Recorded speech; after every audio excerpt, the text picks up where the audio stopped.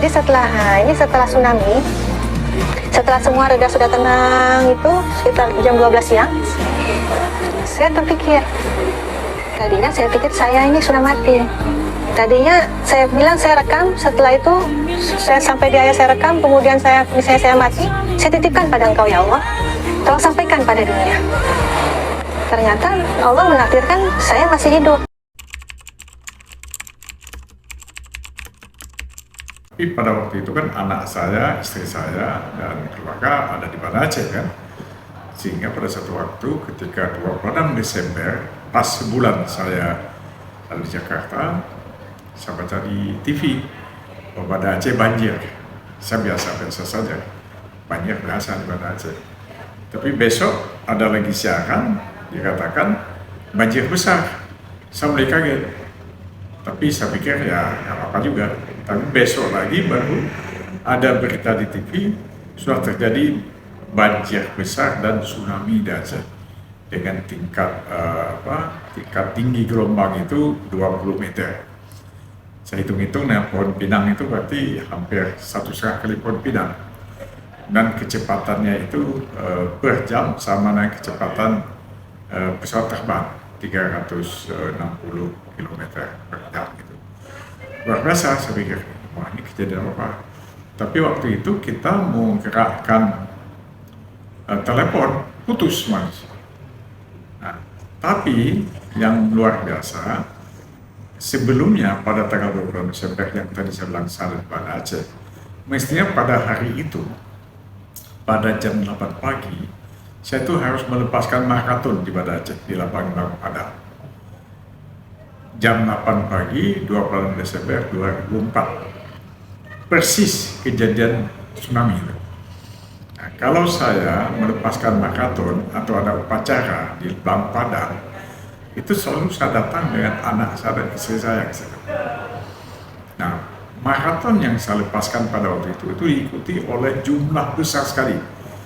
Yaitu yang pertama adalah kalau sekarang kita sebut ASN ya, pegawai negeri. Kemudian polisi, tentara, pramuka, dan juga ormas pemuda. Kalau tentara waktu itu bawa senjata dia karena sedang konflik di Aceh gitu. 2004 itu masih sedang konflik dan menjelang baru berakhirnya darurat militer, tapi masih darurat sipil. Dan saya pada waktu itu penguasa darurat sipil. Saya juga kalau di Aceh pakai senjata, pakai pisau, pakai peluru. Nah, jadi terus pada waktu itu saya tidak bisa hadir. Saya mintalah yang melepaskan itu wali kota Banda Aceh. Nama beliau Dr. Andreas Syarif Latif. Terjadilah peristiwa yang luar biasa itu pada waktu itu. Dan semua yang dilepaskan maraton oleh Syarif itu luluh lantak hilang, termasuk senjata-senjatanya. Ya. Dan sebagian terbesar mereka itu hilang. Atau sebagian itu diketemukan tapi keadaan sudah meninggal semua gitu. Jadi itu saya lihat sampai besok saya akan terkesan mungkin sepanjang hidup saya dengan satu rasa sedih sekaligus rasa syukur ya, bahwa andai kata pada waktu itu saya boleh pulang ke Banda Aceh, tidak ditahan, ya saya hari ini nggak lagi lihat kalian kan, sudah hilang kan. Itu satu peristiwa yang saya lihat luar biasa hikmahnya.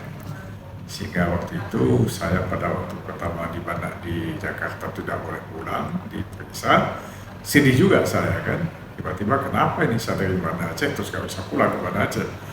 Tapi kemudian setelah di tsunami saya malah bersyukur, rupanya Tuhan pada waktu itu tidak dalam proses menguji coba saya, bukan, tapi pada waktu itu Tuhan datang untuk menyelamatkan saya. Jadi itu kan peristiwa yang rasa itu aja. Ada lagi peristiwa anak saya pada hari itu juga.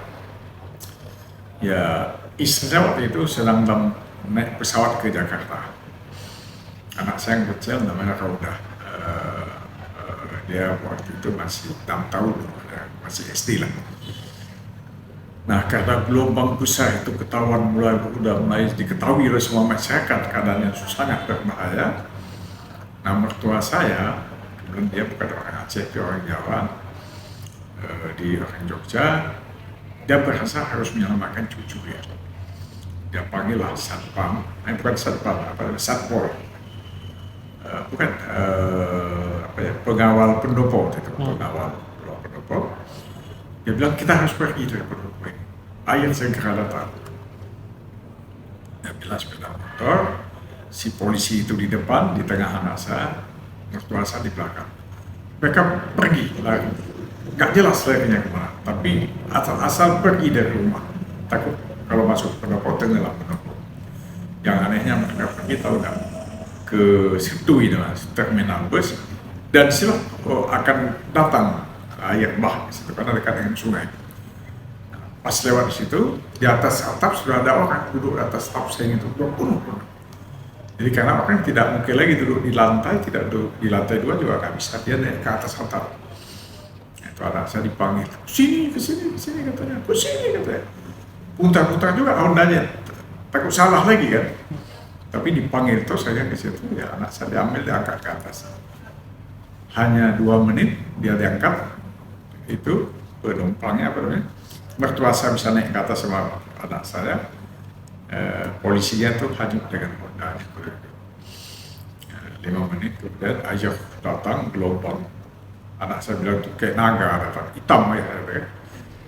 Tapi gak lama, 15 menit air tuh balik lagi udah bawa mayat penuh. Itulah 2 kejadian itu yang saya teringat sampai hari ini. Saya kira itu, banyak lagi kisah-kisah lain sebetulnya, tapi saya kira itu yang paling berkesan untuk saya. Ada kesan yang saya merasa sangat sedih, tapi juga saya bangga pada waktunya Allah datang kadang-kadang untuk menyelamatkan kita dengan caranya, cara Allah.